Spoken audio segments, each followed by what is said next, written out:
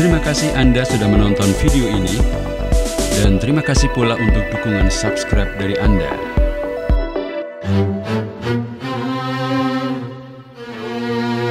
Assalamualaikum warahmatullahi wabarakatuh.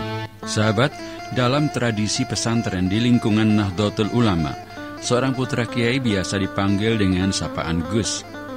Sapaan Gus ini lebih lumrah khususnya di pesantren wilayah Jawa Timur. Di daerah lain bisa beda istilah, seperti di Sunda dengan istilah ajengan, atau di Madura dengan istilah lora. Bagi putra kiai, istilah di atas menjadi semacam sapaan ta'zim atau penghormatan.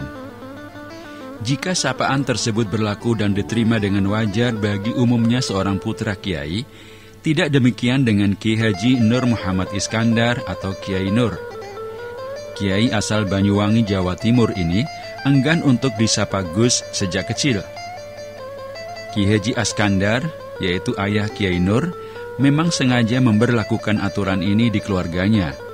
Kendati Kiai Iskandar sendiri merupakan salah satu tokoh ulama yang cukup dihormati banyak masyarakat sekaligus memiliki banyak santri. Sengaja Kiai Iskandar melarang putra-putranya disapa Gus, karena sebagai tindakan preventif.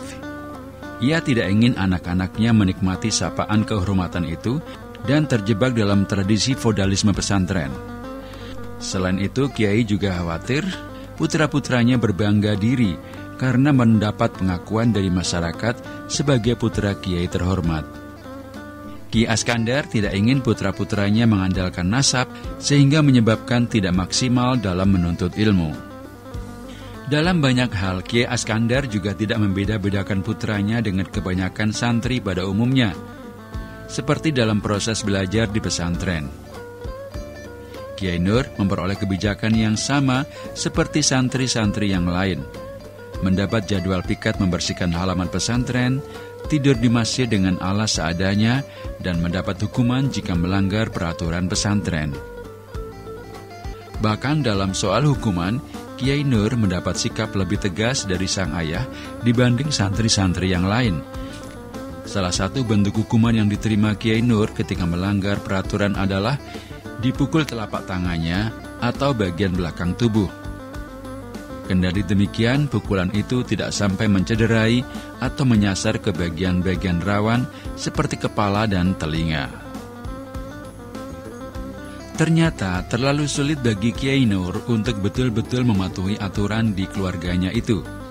Sebab masyarakat sendiri juga merasa tidak enak jika memanggil putra-putra Kiai Iskandar tanpa embel-embel Gus.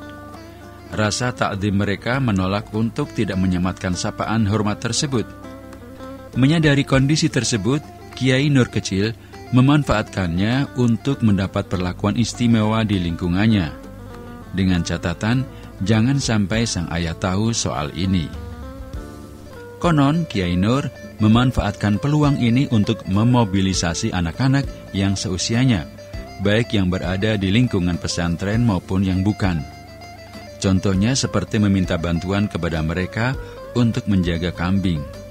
Dari sinilah mulai tampak bakat kepemimpinan dalam diri Kiai Nur yang kelak akan menjadi bakal ketika menjadi seorang kiai. Berkaitan dengan hal ini, pernah suatu ketika seseorang bernama Ali Mudhafir Toni, santri kakak kelas Kiai Nur, berkunjung ke pesantren As-Siddiqiyah Jakarta, yaitu pesantren asuhan Kiai Nur. Ali mengisahkan kenangannya dulu saat harus menggendong, memboncengi dengan sepeda, menemaninya bermain, sampai mengangon kambing Kiai Nur kecil. Menurutnya, saat itu ia tidak bisa mengelak, karena selain Kiai Nur seorang putra Kiai, juga selalu memuaskannya saat bicara. Dalam usia yang masih setingkat ibtidaiyah, Kiai Nur bahkan membangun grup drum band dengan beranggotakan tidak kurang 300-an anak kecil. Sebagai pendiri, ia tampil menjadi mayoretnya. Berikutnya, drum band ini menjadi andalan yang dipakai setiap tahun, terutama saat bulan Ramadan untuk membangunkan sahur. Pada mulanya, anak-anak hanya ikut-ikutan karena tidak enak dan takut kualat jika menolak ajakan seorang putra kiai. Lama-lama, sikap mereka berubah atas dasar suka mengikuti grup drum band ini. Grup drum band yang dibangunnya ini sebenarnya memiliki nuansa politis. Saat itu, Kiai Nur begitu mengagumi grup drum band pemuda Ansor yang tampil dengan gagah berani. Penampilan-penampilan pemuda tersebut sebagai bentuk propaganda perlawanan terhadap PKI yang tengah gencar beraksi di Jawa Timur, khususnya di Banyuwangi. Bahkan aksi mereka sampai ke Kecamatan Muncar, wilayah desa Kiai Nur.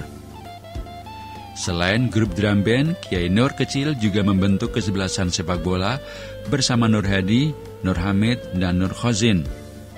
Kesebelasan sepak bola ini sering tanding melawan kesebelasan lawan milik anak-anak PKI yang ternyata juga sering membuat onar di pesantren. Karena Kiai Nur yang selalu tampil sebagai ketua, maka saat gengnya melakukan kesalahan, dialah yang dituduh sebagai tersangka utama. Termasuk ketika mendapat hukuman, ia yang pertama kali mendapatkannya. Seperti pernah kesebelasan sepak bolanya tidak mengaji selama 1 hari. Kiai Nur kemudian yang dihukum terlebih dahulu. Pada hari A 13 Desember 2020 atau 28 Rabiul Akhir 1442 pukul 13.41 WIB, Kiai Nur menghembuskan nafas terakhir di Rumah Sakit Siloam Hospitalis Kebun Jeruk, Jakarta Barat dalam usianya yang ke-65 tahun. Jasadnya dikebumikan di Pesantren As-Siddiqiyah, Jakarta, pesantren yang dulu ia dirikan. Banyak jasa yang ditinggalkan Kiai Nur, termasuk mewariskan 11 pesantren yang tersebar di berbagai daerah.